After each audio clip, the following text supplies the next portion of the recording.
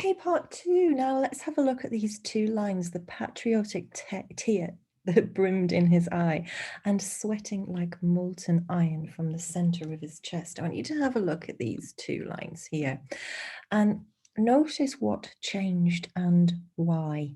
So if you can have a look at these two lines and pause and have a think about that. So the action from brimmed to sweating suggests a much greater force, doesn't it? A more labored action. There's a change in tense from past, what used to happen as well, to continuous, and suggests that it's happening right now. It's immediate. There's the immediacy of this. From the eye to the chest suggests the experience was something observed before the war, but now it's an actual physical feeling in his body. The chest area suggests in the heart. On one level, the experience has become a physical one and also a more emotional one. It suggests he's aware of his heart pumping with adrenaline. And then from patriotic tear to molten iron as well. This suggests the shift from a patriotic belief that is held through choice to a feeling that's out of control and strong enough to melt iron. The sense of extreme heat helps to convey this strong emotion like fear, panic, determination. The experience is almost beyond normal human emotions. So let's have a look now at stanza 2. And what is he thinking here? I would like you to pause again and consider what he's thinking here. I've highlighted some sections here for you. So pause.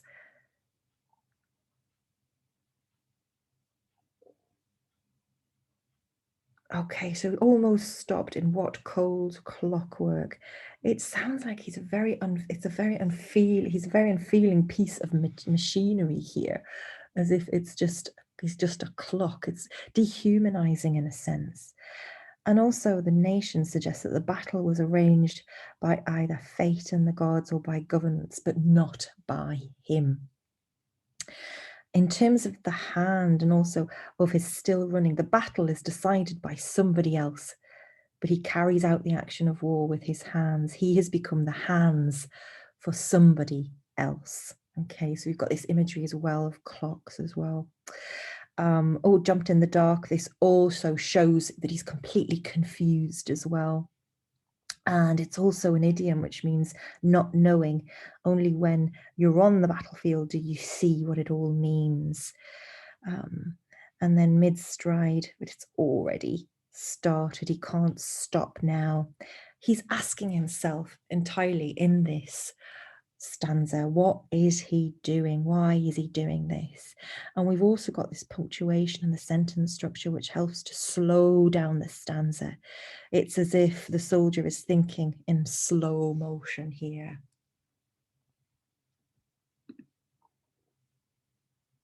Okay, let's have a look at stanza 2 again, and I want you to complete these questions using PEE paragraphs. So if you could pause here, answer the questions, and then I'll discuss.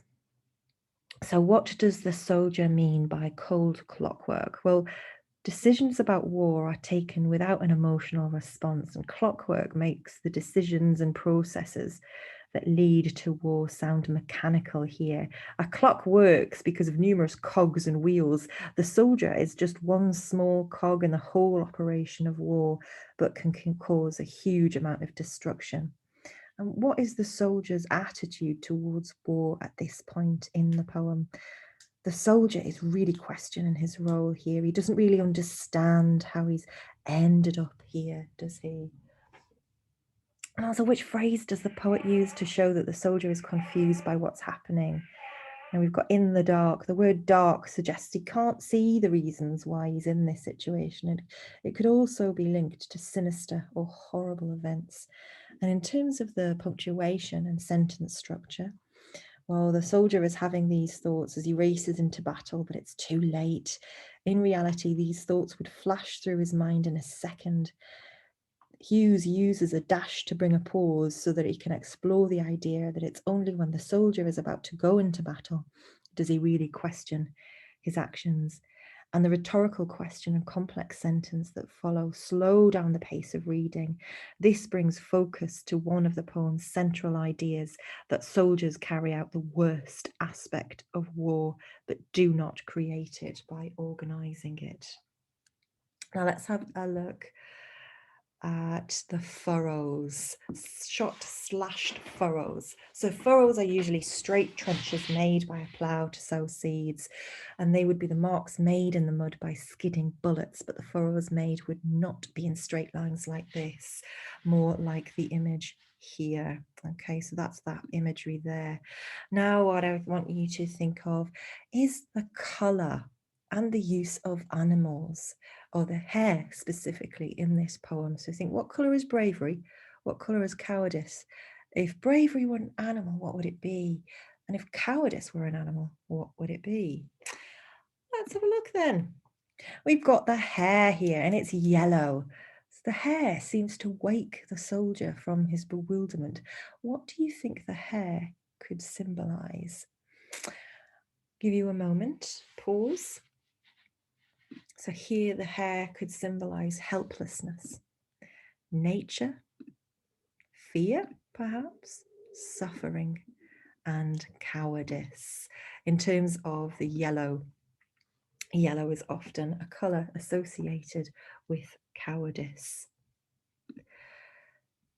So let's have a look at the final stanza. So let's have a look at some of the elements here. We've got the yellow hair, which we've just discussed. Now we think, is it a real hair? This is a metaphor, okay? It's maybe a coward. Yellow is the color of fear and hares are prey.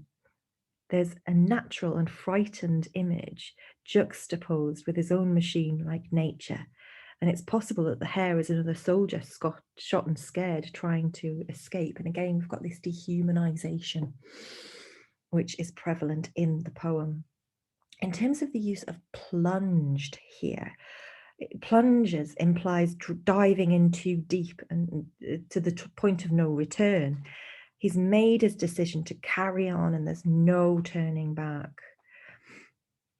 Now we've got a list here of king honor, human dignity, and etc.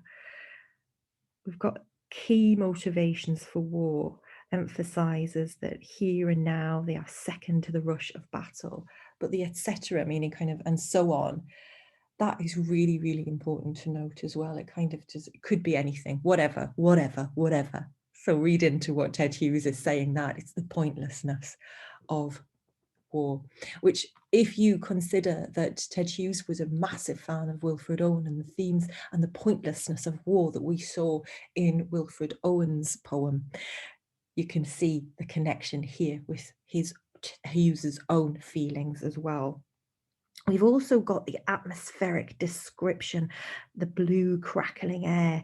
Now this is similar to the air was electric. The word crackling gives an element of danger to the verse as well. And then we've got metaphor and consonance of tea, terror's touchy dynamite. It emphasizes this adrenaline rush and almost animal-like reactions. Think of a cat that's prepared to fight or flee. Okay, so there, we've analysed that entire poem now. I want to have a look at this slide here. Now, I've highlighted some of the similes that are in the poem, and there are actually 6 similes in this poem, which is on average about 1 every sentence. The use of similes are very, very significant here, as Hughes uses this very clever literary device to make something impossible to describe understandable. Now, bear in mind that Ted Hughes, A, was never in World War I, and B, maybe didn't understand the horror of it in its entirety. Okay, he'd never experienced it. So what he's using here is something else to describe it. Okay, so if I saw an alien, for example, and wanted to describe it, I would probably say something like it was as tall as a building, or it had hair streaming out of its head like snakes. I'm using similes there to describe it because I can't explain the thing itself because I don't fully understand it.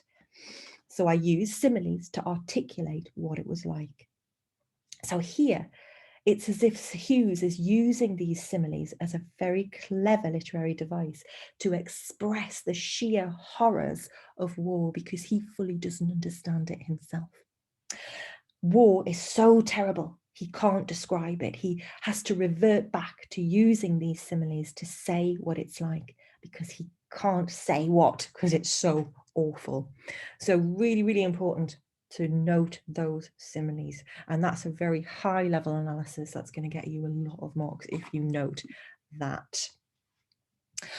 Okay, oh, it's not the end of the slideshow, sorry. Just one note that I want to make in terms of the structure. There are three parts of this poem, which makes us think more of a hunt or animals than humanity. The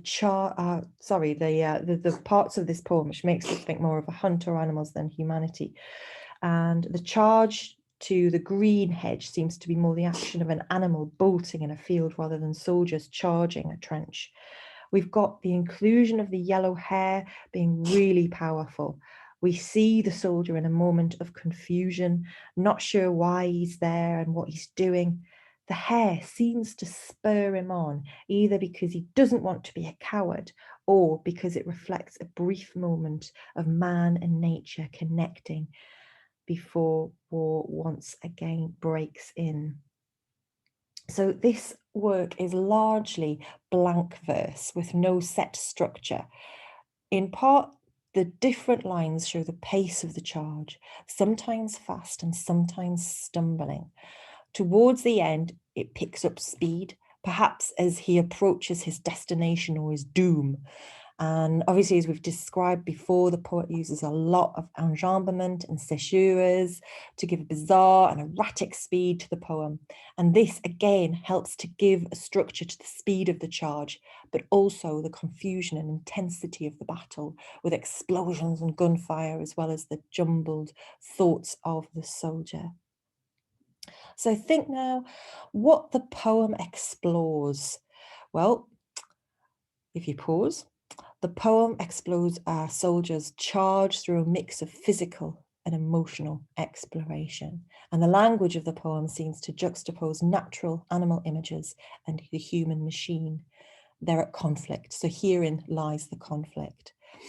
And again, the mix of caesura and enjambment in the poem adds a chaotic tone to show the confusion of war and the inner turmoil of the soldier. So there we have the main themes, the main point, the main literary devices being used within the poem, an exceptionally difficult poem to analyse, probably the most difficult out of your Power and Conflict anthology. So if you can have a look at it on this kind of structural form level, consider the similes being used, very significant, this use of the enjambment and caesura as well, the dashes too. Okay, thank you.